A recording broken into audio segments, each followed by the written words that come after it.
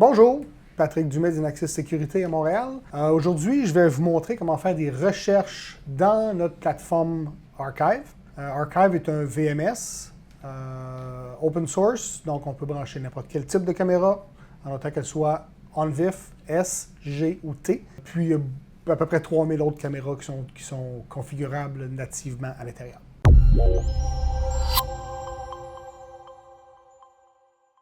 Un coup que notre logiciel est configuré correctement, il y a plusieurs façons de faire des recherches. La recherche de base est une recherche avec toutes les caméras. Donc, quand on va dans notre interface ici, on clique sur Playback. Donc, en Playback, ici à droite, vous allez voir les 4 caméras qui apparaissent. La 3, la 5, la 6 et la 7. Donc, la 6, la 3, la 7 et la 5. Les 4 caméras sont là. Puis vous avez toutes les petites lignes bleues ici qui sont des événements en métadata, donc soit de l'enregistrement de mouvement, soit de la détection faciale, soit de la détection de véhicules, détection de plaques. Tout va apparaître ici, mais on ne peut pas vraiment filtrer à partir de là. Donc, exemple, je viens sur la caméra 3, qui est la caméra de stationnement extérieur ici. Sur la caméra 3, je vois qu'il y a beaucoup de mouvement ici. Là. Donc, je vais aller sur un qui a un petit peu moins de mouvement. Donc, si je regarde ici une petite ligne bleue, si je clique ici, puis je fais Play, bien, ça va me montrer qu'est-ce qui s'est passé dans toutes les caméras, parce que toutes les caméras bougent en même temps. C'est une façon de faire des recherches globales assez rapidement. Donc, on va juste retourner en live ici, donc en direct. Il y a une façon de faire une recherche sur seulement une caméra, mais en gardant les autres en mode active. Donc, si on veut faire seulement qu'une recherche sur une caméra, tout en gardant les autres en mode active, on peut sélectionner celle-là, puis aller faire Playback ici. À droite, quand on sélectionne l'image, il y a des 2 petits tabs qui apparaissent ici. Si on fait Playback, vous allez voir, les autres sont encore en mode temps réel. Par contre, celle-là ici est en mode visionnement. Donc, celle-là, on est capable de revenir dans le temps, mais juste pour celle-là. Donc, si je viens ici, donc là, ça, c'est 11h10. Donc, c'est ce qui s'est passé à 11h10. Mais par contre, il est 11h29. Donc, seulement cette caméra-là, je suis capable de faire un playback dessus, voir ce qui s'est passé, mais les autres restent en mode temps réel. Si je veux sortir de là puis revenir à tout le monde en temps réel, je fais juste aller cliquer en haut sur Live, puis on revient en live. Un des gros avantages de Archive, c'est qu'il fait du post-analytique. Je vais vous montrer qu'est-ce que ça fait, en fait. Admettons que je veux faire une recherche sur une plaque. Donc, je sélectionne la caméra. Dans la caméra, au lieu de faire playback, je vais faire search. Ça va ouvrir complètement une nouvelle fenêtre qui va être un événement de recherche pour seulement que cette caméra-là. Donc, on va pouvoir aller beaucoup, beaucoup plus en profondeur dans nos recherches. Donc, ça nous amène cet écran-là. Donc, si on regarde ici, Timeline, ça nous dit sur quelle période de temps qu'on veut regarder. Moi, j'aime beaucoup utiliser ce que je vois à l'écran. Donc, présentement, là, je ferai une recherche sur 11h12 à 11h17. J'aime beaucoup ça. C'est beaucoup plus clair, c'est plus facile à suivre que d'aller ici, cliquer, puis faire des recherches. Je trouve ça un petit peu moins pratique, quoique certaines personnes qui aiment ça.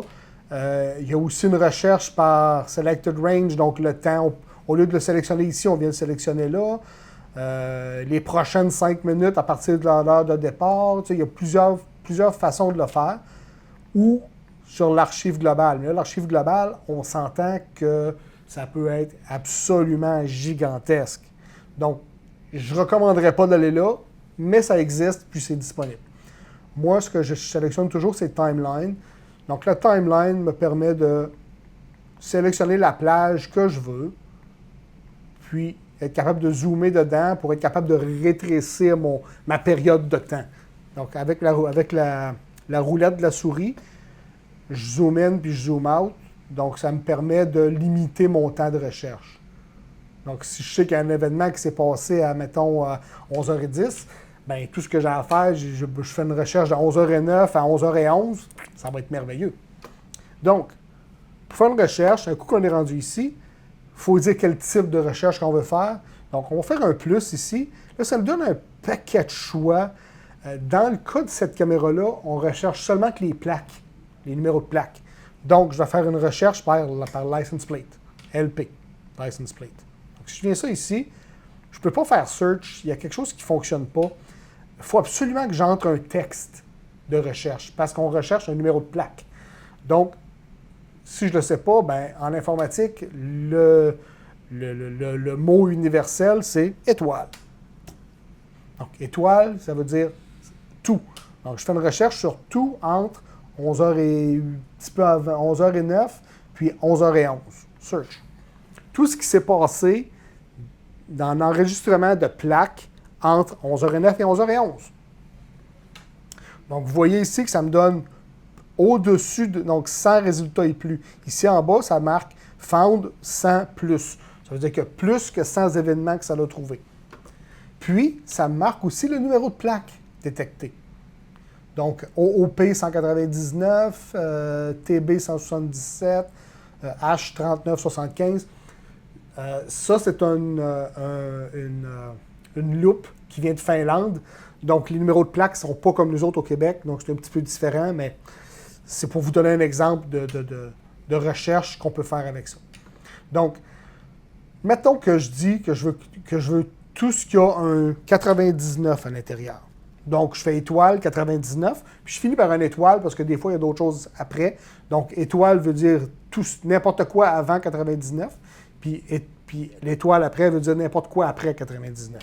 Donc, on va faire une deuxième recherche, search. Oh, c'est mieux. On est rendu à 22. Donc, on filtre beaucoup, on réduit beaucoup notre quantité d'événements. Donc, à 22, exemple, je prends n'importe quel, je viens cliquer sur celle-là ici.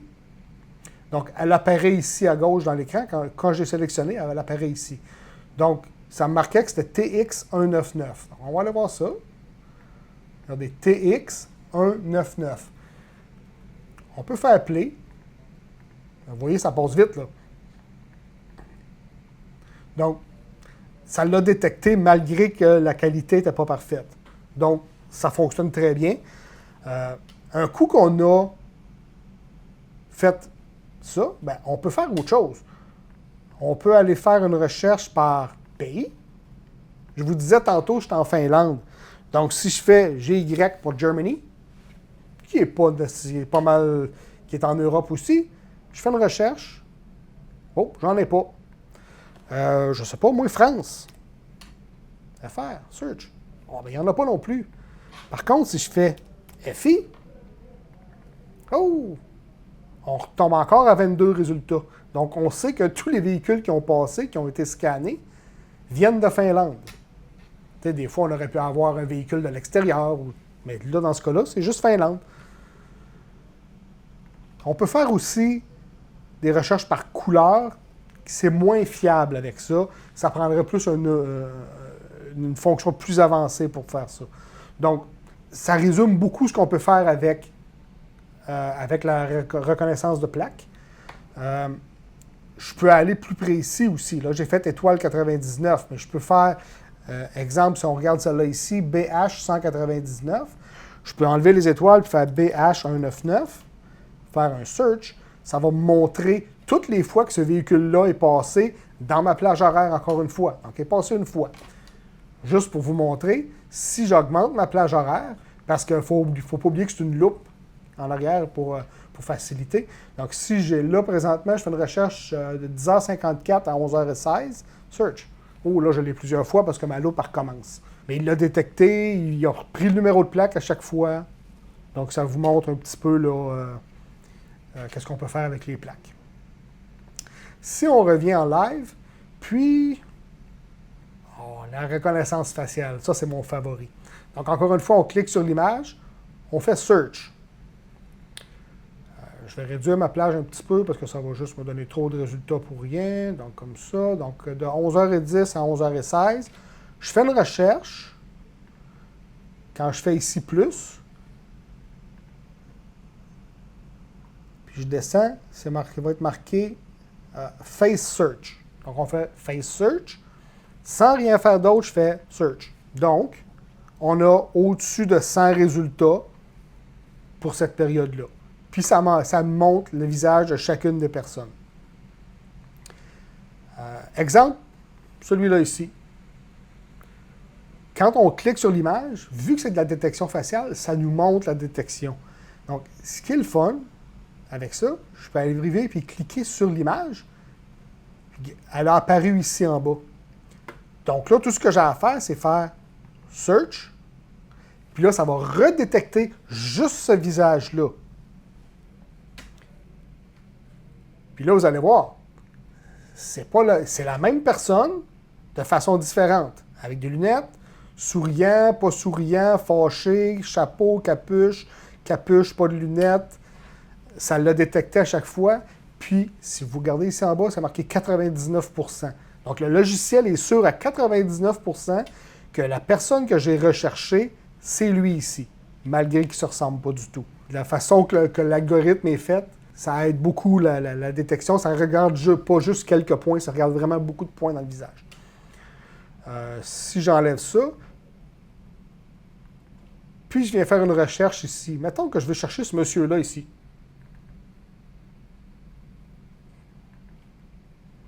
Ça, c'est un fichier que j'ai ouvert d'ailleurs. J'ouvre le fichier, je fais une recherche encore. Ah ben, ce monsieur-là, il est venu au bureau. Ce monsieur-là, c'est notre président, en passant. C'est Mark McRae. Donc, encore une fois, on voit Mark avec des lunettes, pas de lunettes, lunettes de soleil. Donc, il détecte encore, puis il se rend compte. Puis ça vient seulement que d'une photo que j'ai prise ailleurs. Ça vient pas du logiciel, ça vient d'une photo que j'ai ouverte d'ailleurs. Donc, on est capable de faire une recherche, pas juste de qu'est-ce qui a été enregistré, ça peut venir de l'extérieur. Donc là, si j'enlève encore cette image-là, je vais juste refaire une recherche. Donc là, on est encore au-dessus de 100 résultats. Si je viens faire le petit plus ici en bas, le petit plus magique, je suis capable de faire une recherche pour d'autres choses. Donc, le gender, donc un homme ou une femme. Je vais juste rechercher des hommes. Il y en a encore 100. Mais tantôt, vous voyez, il y avait des femmes qui passaient. Là, il n'y en a pas. Je vais faire une recherche juste pour des femmes cette fois-là.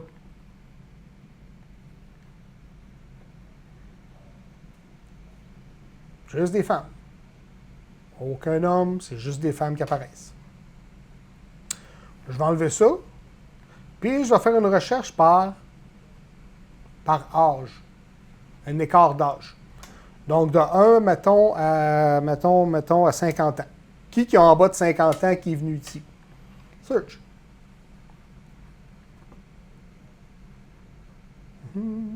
1, 2, 3, ben tiens, tous les autres, il y aurait en bas de 50 ans selon le logiciel. Mettons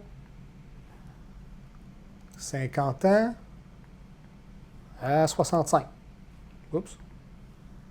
50 à 65. Search.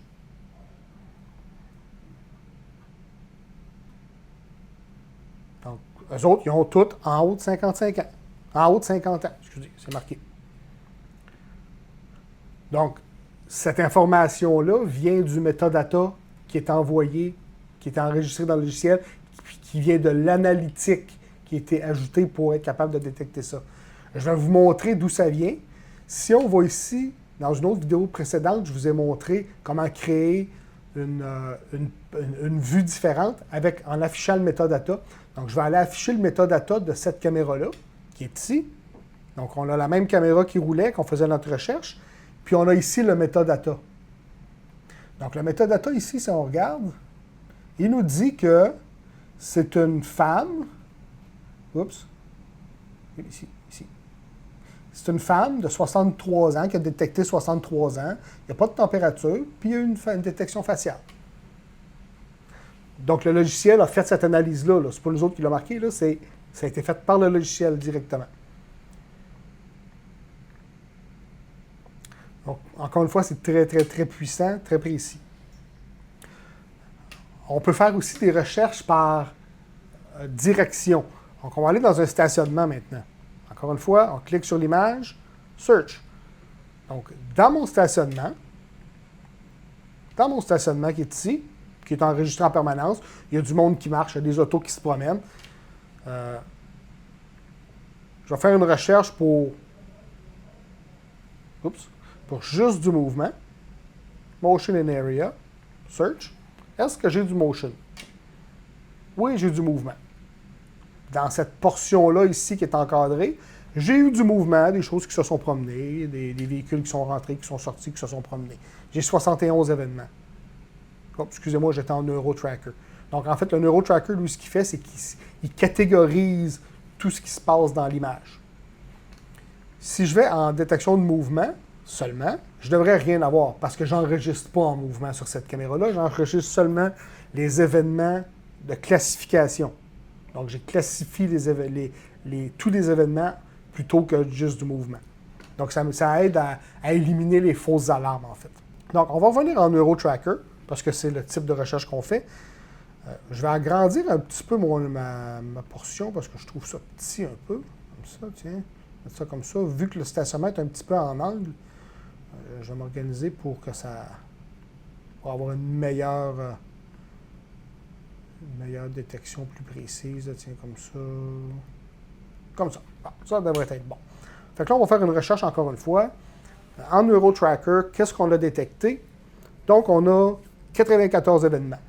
Donc, on voit ici qu'il y a une personne, un auto qui rentre, un auto qui se promène, une autre personne qui se promène. On a plusieurs événements. Si je fais plus ici, là, je suis capable d'aller plus profondément dans ma recherche. Donc, je vais rechercher pour un type d'objet que le NeuroTracker aurait détecté. Je vais rechercher juste des humains. Donc, on part de 94. On se ramasse à combien avec juste des humains? Dans ma plage, donc dans ma plage, encore une fois, de 11h35 à 11h41, j'ai 30 personnes qui ont été détectées.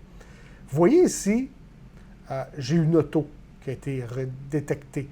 C'est pas vraiment vrai, parce que je vais vous montrer. Je vais cliquer sur l'image. Sur l'image, il devrait avoir un humain à quelque part. Je ne sais pas où est-ce qu'il se retrouve, mais il devrait avoir un humain. Mais là, je ne le vois pas, là, mais en théorie, il devrait avoir un humain. Donc, si on clique sur l'humain est ici. Encore une fois, il se promène. Et il y a un humain ici, en bas. Donc, c'est sûr qu'il y a certaines distances qui sont un petit peu plus critiques, mais au moins, ça nous permet de réduire le nombre d'événements. Si je fais juste sur recherche de véhicules, search, il devrait y en avoir une soixantaine peut-être. J'avais 94 événements tantôt. J'ai 30 humains, donc il m'en reste 64. Donc, juste des détections d'auto. Donc, à partir de ça, ben, je peux approfondir ma recherche, entrée et sortie. Donc, dans le cadre que j'ai ici, je veux savoir si j'ai des autos qui ont entré. Combien d'autos qui ont entré dans mon cadre? Search. Donc, j'étais à 64. Là, je tombe à combien? 6. Donc, si je fais une recherche ici, donc le camion il est ici, je fais play. Vous voyez, l'auto, le camion il est entré dans mon carré.